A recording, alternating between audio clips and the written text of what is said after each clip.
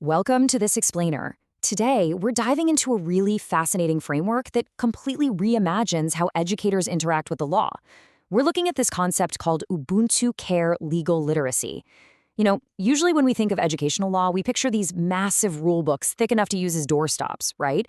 Endless compliance checklists, strict liability. It's all about just memorizing the rules. But the core dilemma we're tackling today is this. Is memorizing rules actually enough? Does simply knowing what the law says really prepare an educator to handle the messy, deeply human, complex realities of a school environment? So here's a question to challenge our baseline assumptions about legal knowledge and compliance in schools. Is knowing the law enough to make you a good educator? We kind of have this habit of equating strict legal compliance with being a good or, safe practitioner. But the source material we're unpacking today argues that legal knowledge by itself doesn't determine the moral orientation with which you actually use that knowledge. I mean, you can know every single rule by heart, but if you apply those rules without any humanity, are you truly serving your students and your community? Okay, let's jump into Section 1, Beyond Knowing the Law. Traditionally, educators tend to view the law in a pretty negative light. The source uses this absolutely brilliant driving metaphor to explain this. Often, the law is just seen as potholes. Like, these are your knowledge deficits, the things you don't know that might suddenly trip you up and wreck your career. Or, alternatively, the law is viewed as speed bumps. This represents a fear of liability that forces you to constantly hit the brakes, which results in a highly defensive practice. Think about it. A fear of a lawsuit might completely stop a teacher from organizing a really enriching off-campus field trip. When educators operate this way, they aren't teaching with freedom or creativity. They're basically just driving in fear, hyper-focused on avoiding a crash. Now, instead of this purely defensive, self-preservation approach, dodging the potholes and bracing for speed bumps, we have the ubuntu-care review. This framework completely reconceptualizes legal literacy. It's no longer just a set of dry facts to memorize. It becomes a moral, contextual, and truly humanizing professional capacity.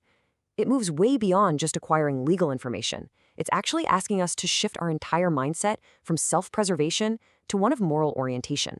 Moving on to Section 2, the Ubuntu-care philosophy.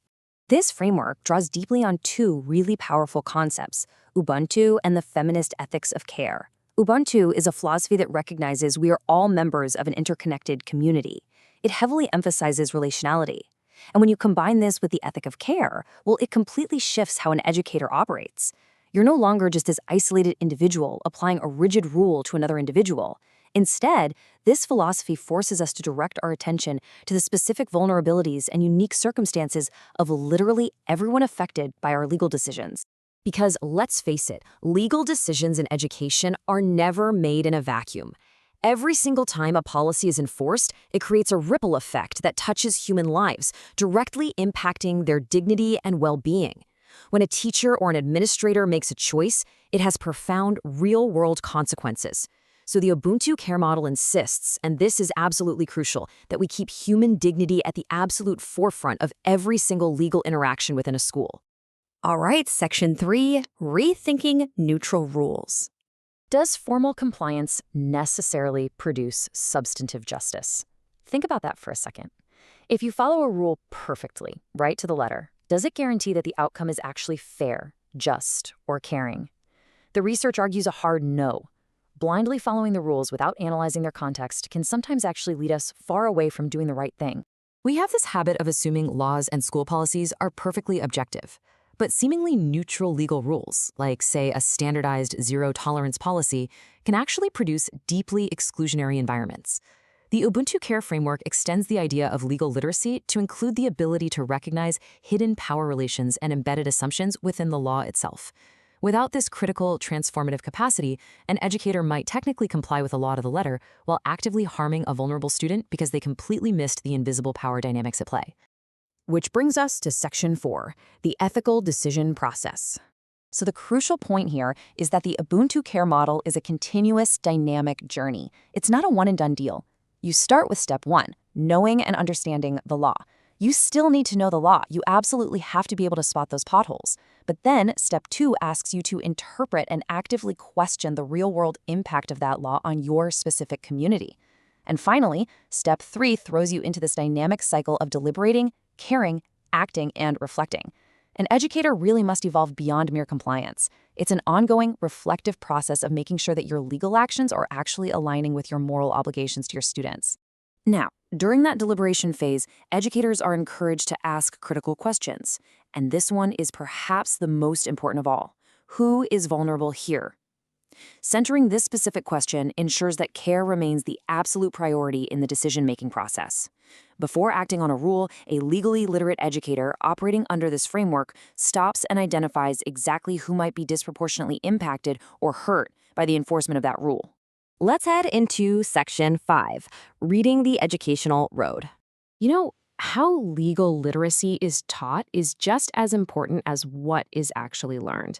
If educators encounter the law through a punitive, authoritarian lens, basically just being scolded about liabilities and a list of things they can't do, they are going to practice defensively. That's a given. But if that pedagogical experience is rooted in dialogue and care, it forms a completely different legal consciousness. Encountering the law in a supportive, dialogic environment shapes a mindset that is naturally oriented to promoting social justice and human rights from the get-go. And this brilliantly illustrates the overarching objective of the ubuntu-care framework. It's not to produce walking human encyclopedias of educational law, not at all. It's to develop legally conscious, critically reflective practitioners. We want professionals who are prepared to comply with the law when necessary, sure, but more importantly, professionals who know how to enact the law in ways that recognize and elevate the humanity and dignity of the learners and colleagues they serve every single day. To bring it all together, let's circle back to that central driving metaphor. The mandate for educators here is to read the road, not just avoid the speed bumps. Yes, you need to navigate safely, of course, but reading the road means really understanding the terrain. It means seeing the broader context, anticipating the needs of others who are on the journey with you, and making conscious, highly ethical decisions about how you navigate the space you all share. I want to leave you with this final provocative thought. As you step into your schools, your classrooms, or your communities, ask yourself, will you just avoid potholes, or will you actually learn to read the road? It's a really profound shift in perspective, moving from a mindset of defensive compliance to one of proactive, humanizing care has the power to completely transform our educational spaces. Thank you so much for joining me for this explainer, and I hope this framework challenges you to rethink your own approach to rules, ethics, and community care.